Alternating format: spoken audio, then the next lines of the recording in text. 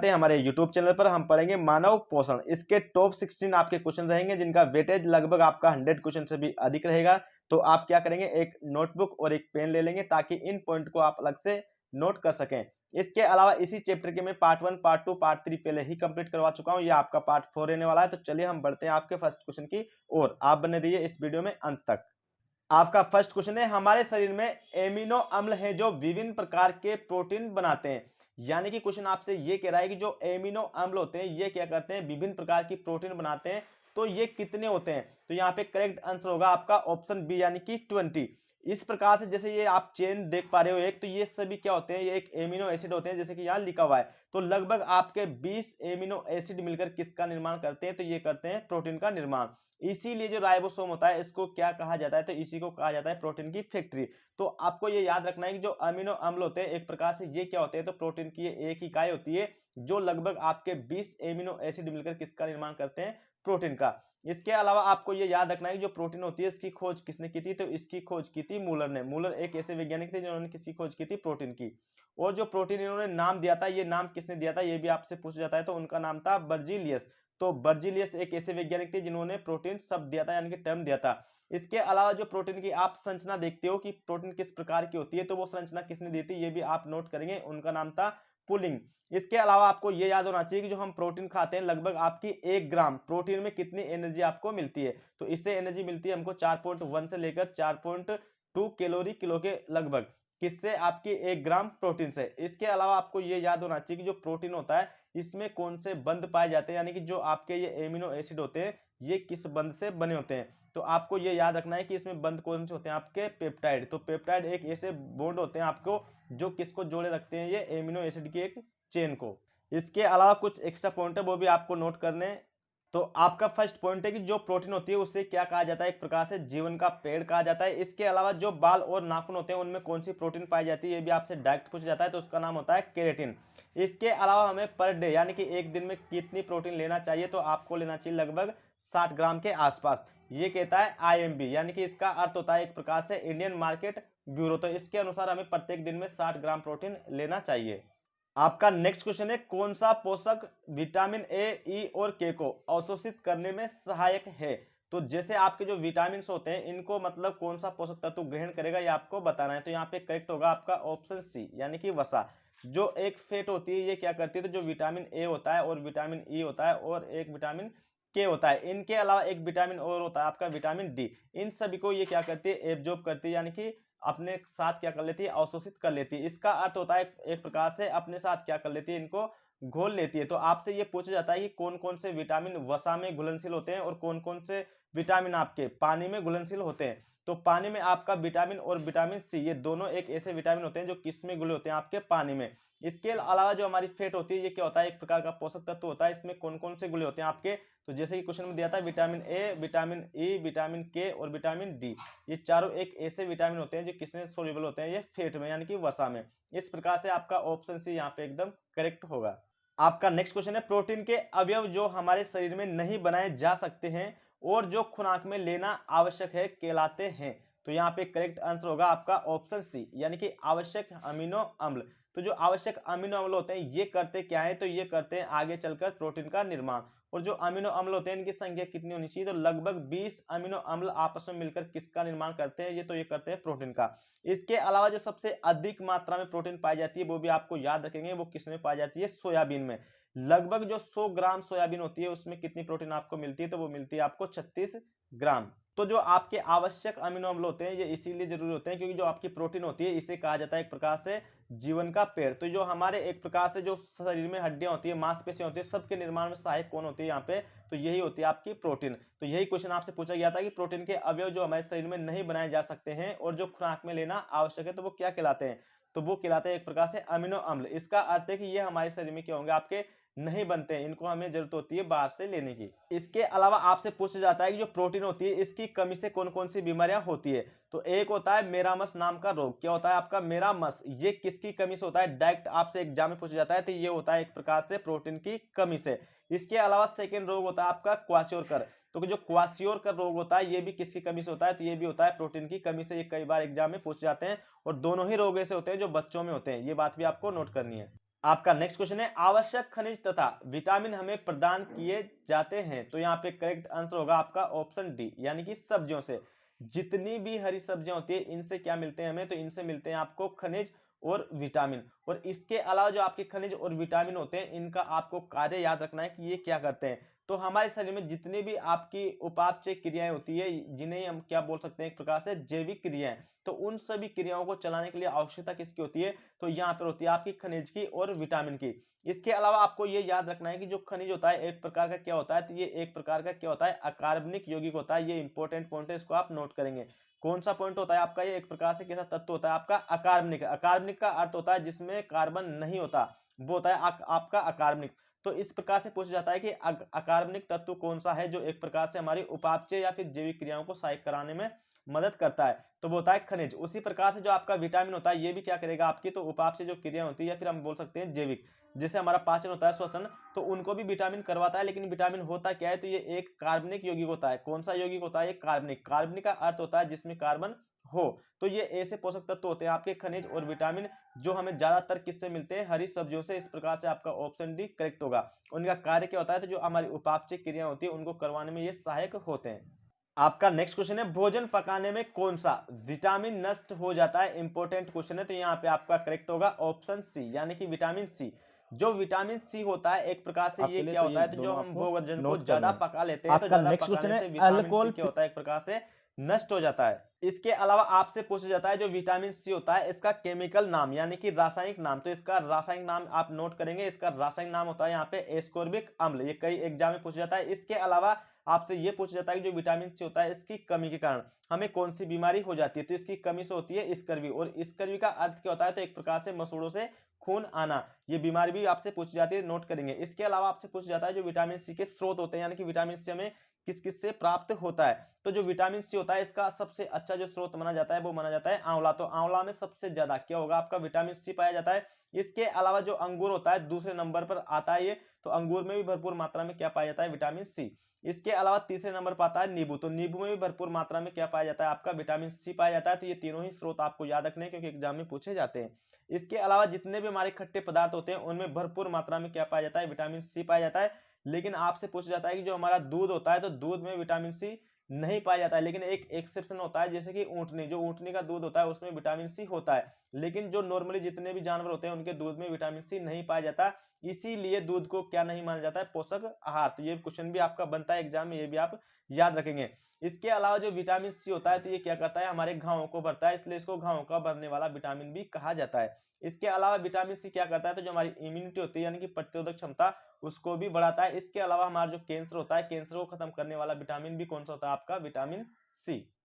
आपका next question है, खजूर बीज सूखे बीन्स साबुत अनाजों में की प्रचुरता होती है। तो यहाँ पे आपका करेक्ट होगा ऑप्शन ए, यानी कि विटामिन बी1। जो विटामिन बी1 होता है ये भरपूर मात्रा में होता है एक प्रकार से जो अनाज होते हैं, या फिर मैं एक प्रकार से कह सकता हूँ जितने भी बीज होते हैं उनमें भरपूर मात्रा में कौन पाया जाता है, विटामिन बी1 पाया जाता है। और इससे आपका रासायनिक नाम भी पूछा जाता है, यानी केमिकल, तो इसका नाम होता है थायमिन। ये बात भी आप नोट करेंगे।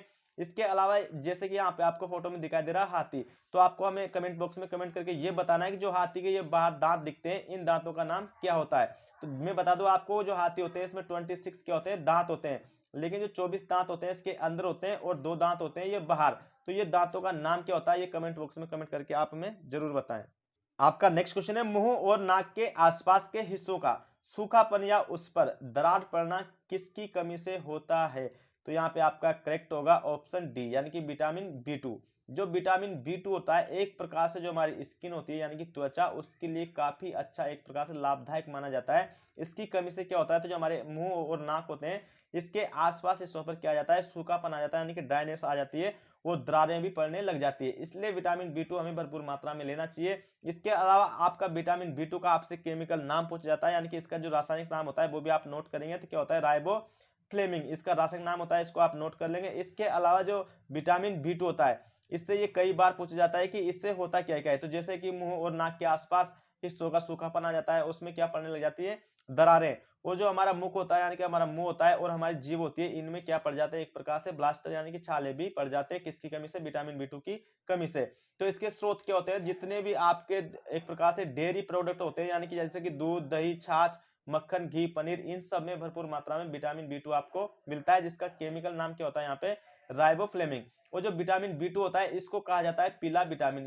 ये बात भी आपको याद रखनी, कौन सा विटामिन कहा जाता है, पीला विटामिन। और विटामिन B2 को ही बोला जाता है जी। तो जी विटामिन भी किसको कहा जाता है, यहाँ पे विटामिन B2 को ही कहा जाता है। आपका नेक्स्ट क्वेश्चन है, पौधों में मुख्यतः कौन सा विटामिन पाया जाता है। तो ये इंपॉर्टेंट क्वेश्चन है, 2021 में आया हुआ क्वेश्चन है आपका। तो यहाँ पे एकदम करेक्ट होगा आपका ऑप्शन सी, यानी कि विटामिन के। जो विटामिन के होता है एक प्रकार से प्लांट्स में होता है, यानी कि पौधों में होता है। उनका कहने का अर्थ था जो एक प्रकार से जिनमें हरित लवक पाया जाता है, यानी कि जिनके अंदर क्लोरोप्लास्ट होता है। तो जैसे कि हम पालक खाते हैं, तो पालक में भरपूर मात्रा किसकी होती है, एग्जाम में पूछी भी जाती है। तो विटामिन के जो होता है पालक में भरपूर मात्रा में होता है। और पालक क्या होता है, एक प्रकार का प्लांट्स माना जाता है, क्योंकि प्लांट्स की कैटेगरी में ही आता है, क्योंकि इसमें क्या पाया जाता है, क्लोरोफिल। इसके अलावा आपसे विटामिन के का रासायनिक नाम पूछा जाता है, वो भी आप नोट करेंगे। तो इसका रासायनिक नाम यानी केमिकल नाम होता है फ्लिक्विनोन। ये भी एग्जाम में सीधा डायरेक्ट आपसे पूछ लिया जाता है। इसके अलावा जो विटामिन के होता है इसका निर्माण हमारे शरीर में होता है। तो आप याद रखेंगे, जो हमारी बड़ी आंत होती है उसके अंदर क्या बनता है, आपका विटामिन के बनता है। और बड़ी आंत का कौन सा भाग होता है, तो बड़ी आंत का कोलोन भाग होता है, जिसमें विटामिन के हमें प्राप्त होता है। क्यों होता है, क्योंकि जो बड़ी आंत का कोलोन भाग होता है इसमें पाए जाते हैं ई कोलाई बैक्टीरिया, यानी कि एस्चेरिया कोलाई जीवाणु। ये क्या करते हैं, हमारे वेस्ट फूड को खाकर हमें क्या देते हैं, तो ये देते हैं हमें विटामिन के और विटामिन B12। तो ये दोनों पॉइंट भी आपसे एग्जाम में पूछे जाते हैं, आप ये याद रखेंगे। तो विटामिन के का प्रोडक्शन का होता है हमारी बड़ी आंत के कोलोन भाग में, करते कौन है, ई कोलाई बैक्टीरिया। इसका रासायनिक नाम क्या होता है, फ्लिक्विनोन। ये एग्जाम में कई बार आपसे पूछा जाता है। इसके अलावा जो विटामिन के होता है इसका कार्य क्या होता है, तो ये हमारे अंदर रुधिर का थक्का जमने से रोकता है एक प्रकार से। जैसे कि हमारी चोट लग जाती है, तो जो बाहर रुधिर का थक्का जमता है वो किसकी वजह से जमता है, तो वो विटामिन के की वजह से ही जमता है। तो इसकी कमी से हम क्या कह सकते हैं कि रुधिर का थक्का नहीं जमेगा। तो कमी के कारण रोग एक प्रकार का यही होगा, आपकी जो ब्लड क्लॉटिंग होती है आपकी वो नहीं हो पाएगी। इसलिए विटामिन के हमें क्या लेना चाहिए, भरपूर मात्रा में। तो जो पालक होता है, इसके अलावा जो टमाटर होता है, मेथी होती है, यानी कि चुकंदर होता है, गोभी होती है, इनमें सब में भरपूर मात्रा में कौन पाया जाता है, विटामिन के पाया जाता है। तो विटामिन के क्या होता है, एक प्रकार से पौधों में मुख्य रूप से पाया जाएगा। तो यानी कि आपका ऑप्शन होगा विटामिन के, यानी कि ऑप्शन सी। आपका नेक्स्ट क्वेश्चन है, विटामिन जो लोहे के अवशोषण में मदद करता है तथा रुधिर सिराओं को मजबूत करता है वह है। तो इंपॉर्टेंट क्वेश्चन है आपका, ये भी 2021 का आया हुआ क्वेश्चन है। तो यहाँ पे आपका करेक्ट होगा ऑप्शन बी, यानी कि विटामिन सी। जो विटामिन सी होता है ये क्या करता है, तो जो विटामिन है एक प्रकार से ये लोहे को, यानी कि जो हमारा आयरन होता है इसको हमारे बॉडी में एब्जॉर्ब करता है। इसके अलावा जो हमारी ब्लड वेसल्स होती है, यानी कि रुधिर सिराएं होती है, उनको क्या करता है, स्ट्रॉन्ग करता है, यानी कि मजबूत करता है। इसके अलावा मैंने क्या कहा था कि जो विटामिन सी होता है इसके सबसे अच्छे स्रोत क्या माने जाते हैं, आपके जितने भी खट्टे फल होते हैं वो। इसके अलावा मैंने फर्स्ट स्थान दिया था कि जो आंवला होता है उसमें भरपूर मात्रा में क्या पाया जाता है, आपका विटामिन सी। और जो सेकंड होता है वो होता है अंगूर, और तीसरा होता है नींबू। इसके अलावा जितने भी खट्टे पदार्थ होंगे आपके, जैसे कि आम होता है, आपका अमरूद होता है, उनमें भी भरपूर मात्रा में कौन पाया जाएगा, विटामिन सी। इसके अलावा विटामिन सी को क्या बोलते हो आप, तो कैंसर को खत्म करने वाला विटामिन भी विटामिन सी को ही बोला जाता है। इसके अलावा जो विटामिन सी होता है ये क्या कार्य कर रहा है, तो मुख्य रूप से आपका जो लोहा होता है, यानी कि आयरन, और इसके अलावा जो हमारी रुधिर सिराएं होती है उसको क्या करेगा, स्ट्रॉन्ग, यानी कि मजबूत। और जो विटामिन सी होता है इसकी कमी से कौन सी बीमारी होती है, तो इसकी कमी से होती है स्कर्वी। स्कर्वी का अर्थ होता है एक प्रकार से मसूड़ों से खून आना। आपका नेक्स्ट क्वेश्चन है, दो प्रति ऑक्सीकारक विटामिन के नाम बताओ। इंपॉर्टेंट क्वेश्चन है, तो यहाँ पे एकदम करेक्ट होगा आपका ऑप्शन डी। इसको आप नोट कर लेंगे, यानी कि विटामिन ई और सी। जो विटामिन ई होता है, विटामिन सी होता है, दोनों ही एक से विटामिन होते हैं जो प्रति ऑक्सीकारक होते हैं। इसका अर्थ क्या होता है, जब भी हमारे अंदर जैविक क्रिया होती है, जैसे पाचन वगैरह होता है, तो होता क्या है कि ये जो क्रियाएं होती है तो इनके क्रियाएं के होने से फ्री ऑक्सीजन बनते हैं। और ये फ्री ऑक्सीजन क्या करते हैं, तो जो हमारी सेल्स होती है, यानी कोशिकाएं होती है, उनको मार देते हैं। तो जो मरी हुई कोशिकाएं रहती है इनको एक प्रकार से हमारे शरीर से बाहर निकालना या खत्म करना ही क्या कहलाता है, आपका प्रतिऑक्सी कारक। तो जो विटामिन ई और सी होते हैं ये दोनों ही कैसे विटामिन होते हैं, तो ये होते हैं प्रतिऑक्सी कारक। यानी कि जब भी हमारे शरीर में जैविक क्रियाएं होंगी, जैसे कि पाचन होगा, श्वसन होगा, तो इनके थ्रू जो फ्री ऑक्सीजन बनेगा ये क्या करेगा, हमारी कोशिकाओं को मार देगा और इस मरी हुई कोशिकाओं को ही खत्म करने का कार्य करेगा विटामिन ई और सी। जैसे मैंने कहा था आपको, ये किसको खत्म करते हैं, कैंसर को। तो दोनों विटामिन ऐसे होते हैं जो आपको कैंसर को खत्म करते हैं, लेकिन जो मुख्य रूप से करता है वो करता है आपका विटामिन सी। ये भी आपको नोट करके रखना है। और इसके अलावा जो विटामिन ई होता है इसको कौन सा विटामिन कहा जाता है, तो इसको कहा जाता है प्रजनन विटामिन, क्योंकि ये प्रजनन में भी सहायक होता है। जो प्रजनन कोशिकाएं होती है उनको क्या करता है, ये मजबूती प्रदान करता है या फिर मेच्योरिटी प्रदान करता है। इसके अलावा विटामिन ई को कहा जाता है ब्यूटी विटामिन, यानी कि सुंदरता प्रदान करने वाला विटामिन। कौन सा होता है आपका, विटामिन ई, जिसका रासायनिक नाम क्या होता है, तो जो विटामिन ई होता है इसका रासायनिक नाम होता है टोकोफेरोल। ये पॉइंट भी आप नोट करेंगे, क्या होता है, टोकोफेरोल। आपका नेक्स्ट क्वेश्चन है, विटामिन जो प्रति ऑक्सीकारक है, आरबीसी बनाने में मदद करता है तथा जनन व रुधिर के थक्के को रोकता है? तो यहाँ पे करेक्ट होगा आपका ऑप्शन ए यानी कि विटामिन ई।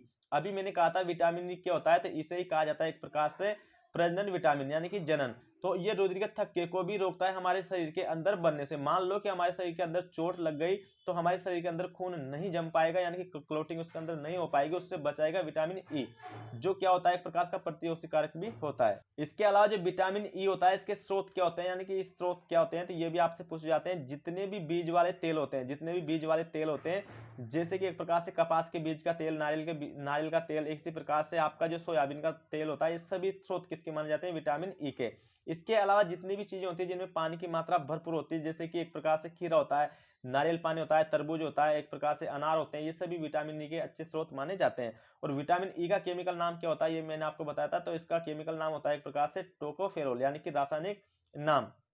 आपका नेक्स्ट क्वेश्चन है, विटामिन जो मस्तिष्क, धमनियों और रुधिर कोशिकाओं को मजबूत बनाने में मदद करता है। तो यहाँ पे आपका क्वेश्चन ये है कि कौन सा विटामिन है जो आपका ब्रेन यानी कि हमारा जो मस्तिष्क होता है उसकी धमनियों या फिर रुधिर कोशिकाओं को मजबूत करता है। तो यहाँ पे आपका करेक्ट होगा ऑप्शन ए यानी कि विटामिन बी12। जो विटामिन बी12 होता है ये किसके लिए सही होता है? तो हमारे ब्रेन के लिए सही होता है। करता क्या है हमारे ब्रेन में, जो हमारे ब्रेन की धमनियां होती है और रुधिर कोशिकाएं होती है उनको मजबूत करता है, और ये कई सारे एग्जाम में पूछा जाता है। इसके अलावा जो विटामिन बी12 होता है इसका रासायनिक नाम क्या होता है? तो इसका रासायनिक नाम भी आप ये नोट करेंगे, तो इसका रासायनिक नाम होता है यहाँ पे साइनोकोबाल्मिन। क्या नाम होता है? साइनोकोबाल्मिन। और जो विटामिन बी12 होता है इसे ही कहा जाता है नीला विटामिन, क्योंकि जो यहाँ पर साइनो टर्म होता है इसका अर्थ होता है एक प्रकार से नीला, तो नीला विटामिन भी किसे कहा जाता है? विटामिन बी12 को। इसके अलावा इस कोबाल्मिन का अर्थ होता है यहाँ पे कोबाल्ट। तो आपसे ये भी पूछा जाता है कि किस विटामिन में एक प्रकार से कोबाल्ट धातु पाई जाती है, तो वो भी करेक्ट होगा आपका ऑप्शन ए यानी कि विटामिन बी12। तो इसी को नीला विटामिन कहते हैं, इसी में ही कोबाल्ट धातु पाई जाती है, जिसका रासायनिक नाम होता है यहाँ पे साइनोकोबाल्मिन। जो करेगा क्या हमारे, तो जो ब्रेन होता है उसकी धमनियों और रुधिर कोशिकाओं को मजबूत बनाने में सहायक होगा। आपका नेक्स्ट क्वेश्चन है, एल्कोहलिक शरीर विटामिन बी1 को कम अवशोषित करते हैं, इसलिए उनमें बीमारी होने की संभावना है। तो यहाँ पे करेक्ट होगा आपका ऑप्शन सी यानी कि वेरी वेरी काफी इंपॉर्टेंट है, ये कई सारे एग्जामों में पूछा गया है। तो जो एल्कोहलिक शरीर होता है एक प्रकार से वो क्या करता है? विटामिन बी1 को कम अवशोषित करता है यानी कि कम एब्जॉर्ब करता है, इसलिए कौन सी बीमारी हो जाती है हमें? तो ये हो जाती है बेरी बेरी। बेरी बेरी का अर्थ होता है एक प्रकार से पैरालिसिस होना, यानी कि हमारे शरीर में जो लकवा हो जाता है वही कहलाता है बेरी बेरी।